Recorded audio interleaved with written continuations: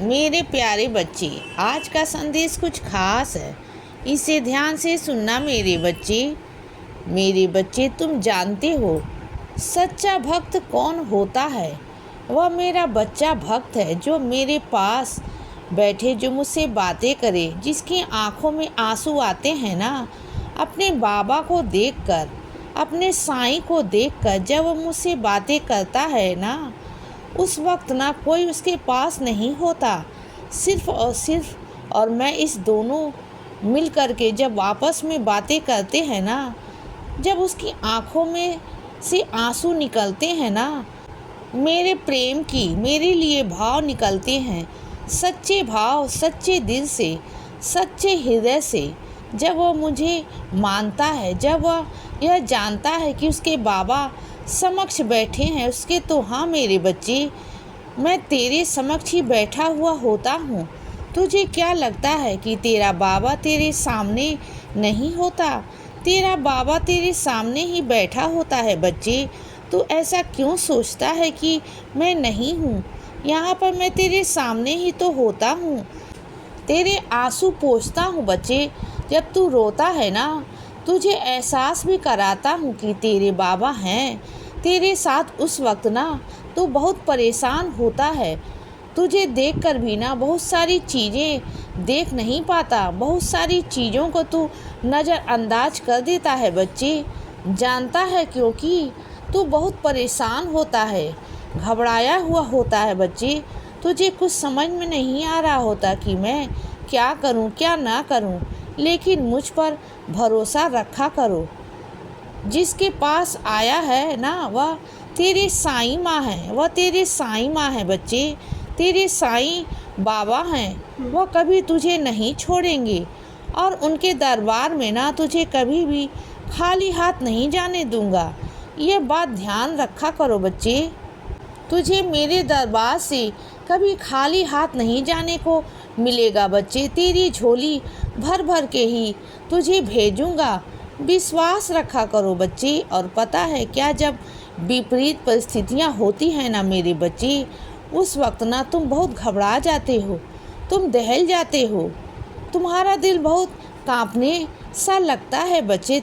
तुम कांपने से लगते हो, तुम घबरा जाते हो, तो तुम्हें समझ नहीं आ रहा होता। लेकिन उस वक्त ना तुम साईं साईं जाप किया करो। तुम अगर ऐसा करोगे ना, तो मैं सच कहता हूँ कि जो तुम्हारा कांपना, डरना है ना, घबराना है ना, वह सब निकल जाएगा बच्चे।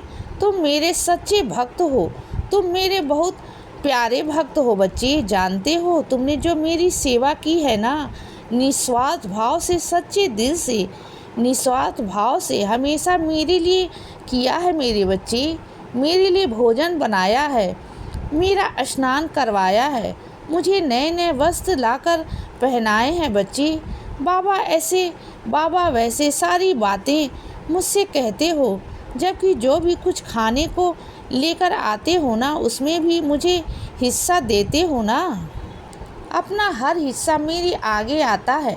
तुम्हारा हर कुछ, चाहे तुम कुछ भी खाओ ना, कुछ भी तुम्हारे मुख में जाने से पहले तुम मेरे मुख में डालना पसंद करते हो बच्चे। यही तो प्यार है तुम्हारा, जो निस्वार्थ भाव से तुम करते हो बच्चे। तुम ना मुझे अपना बाबा भगवान की तरह नहीं, तुम मुझे एक मित्र की तरह मानते हो, घर के सदस्य की तरह मानते हो बच्चे, घर का मुखिया मानते हो। और घर का मुखिया होने के नाते मैं तुझे ढेरों सारा आशीर्वाद देता हूँ, बहुत सारा आशीर्वाद देता हूँ बच्चे। और जब मेरे आगे बैठते हो ना, तो बोला करो कि बाबा मुझे क्षमा करो, जो भी मेरे कर्म हैं उसे मिटाओ और मुझे आगे रास्ता दिखाओ बच्चे।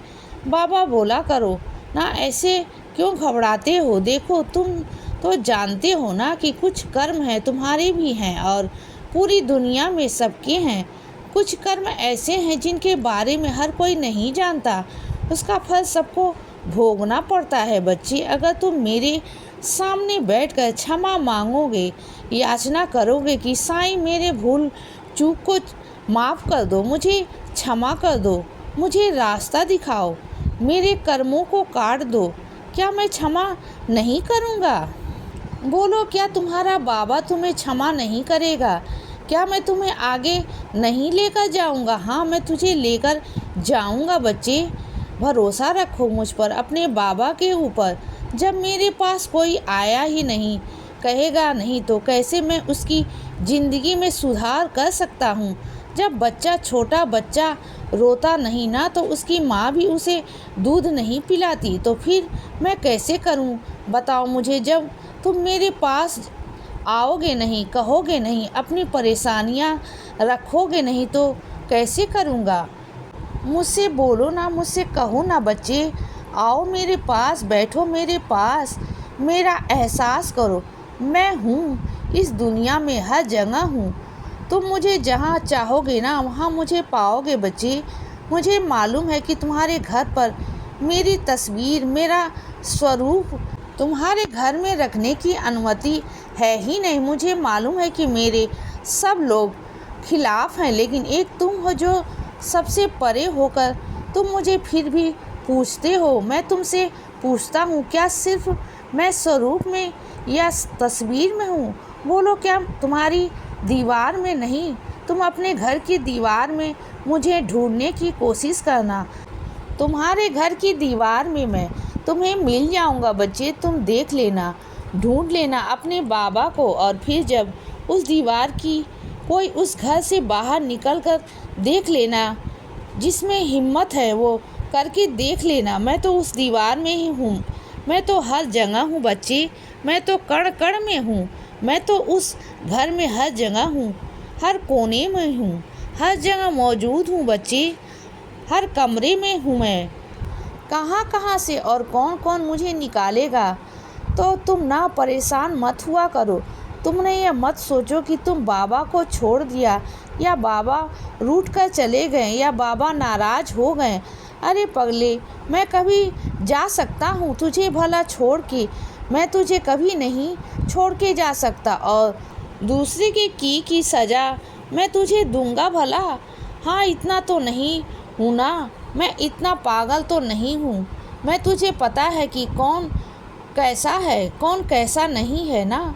तुम इतना वहम मत डाला करो अपने मन में। और सुनो बच्चे, अगर तुम घर में ही इस चीज़ की लड़ाई चल रही है ना कि कौन घर में जोत कौन जोड़ेगा, कौन घर में दीपक सबसे पहले जलाएगा, इस चीज़ की भी लड़ाई है ना, तो यह मूर्खता है मेरे बच्चे। क्या दीपक जलाने से मैं क्या प्रसन्न हो जाऊंगा? चलो ठीक है, मान लिया कि तुमने दीपक जलाया, मैं प्रसन्न हुआ, क्योंकि तुम मेरे बच्चे हो, क्योंकि तुम्हारे अंदर सच्चे भाव हैं। लेकिन अगर तुम्हें हक का कोई छीन करके, तुम्हारे हटा करके अगर कोई दीपक जलाएगा, तो क्या उसका दीपक मैं स्वीकार कर लूँगा? अरे वो तो बेवकूफ़ है, वह मूर्ख है। दीपक तो मन से जलाया जाता है बच्चे। इसीलिए बच्चे सदा खुश रहो और हमेशा मुस्कुराते रहो। मेरा आशीर्वाद हमेशा तुम्हारे साथ है बच्चे। अब रात हो गई है मेरे बच्चे, अब सो जाओ। शुभ रात्रि।